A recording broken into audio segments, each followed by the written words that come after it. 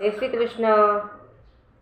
ઇન્દ્રિયોની અતીત માત્ર શુદ્ધ થયેલી સૂક્ષ્મ બુદ્ધિ દ્વારા ગ્રહણ થઈ શકે એવો જે અનંત આનંદ છે એને જે અવસ્થામાં અનુભવે છે અને જે અવસ્થામાં સ્થિત આ યોગી પરમાત્માના સ્વરૂપથી કદી વિચલિત થતો જ નથી.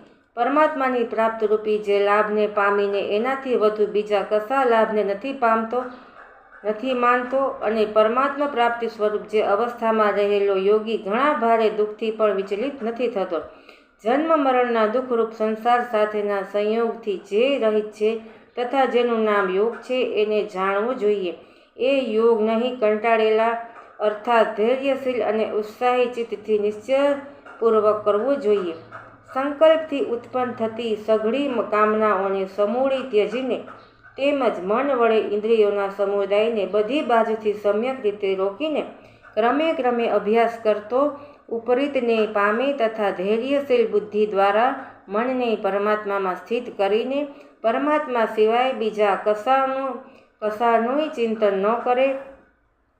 આ સ્થિર ન રહેનાર અને ચંચળ મન જે શબ્દાદિથી વિષયના નિમિત્તે સંસારમાં વિચરે છે તે વિષયમાંથી રોકીને એને વારંવાર પરમાત્મામાં જ નિરુદ્ધ કરવું.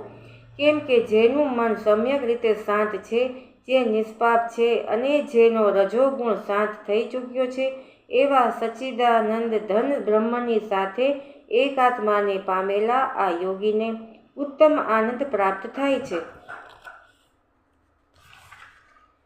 એ પાપ વિનાનો યોગી આ પ્રમાણે નિરંતર આત્માને પરમાત્મામાં જોડતો સુખેથી પરબ્રહ્મ પરમાત્માની પ્રાપ્તિ રૂપ અનંત આનંદનો અનુભવ કરે છે. સર્વવ્યાપી અનંત ચેતનામાં એકાત્મ ભાવે રહેનારી યોગથી યુક્ત આત્મવન તેમજ સોમમાં સમભાવે જોનાર યોગી આત્માને સર્વભૂતોમાં રહેલો અને સર્વભૂતોને આત્મામાં કલ્પિત જુએ છે.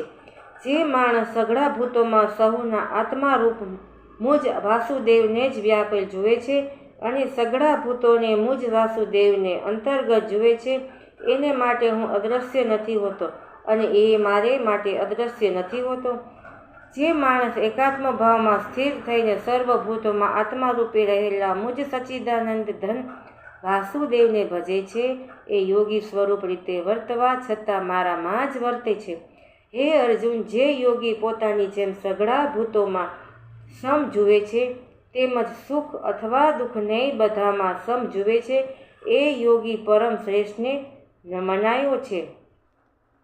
રાધે રાધે.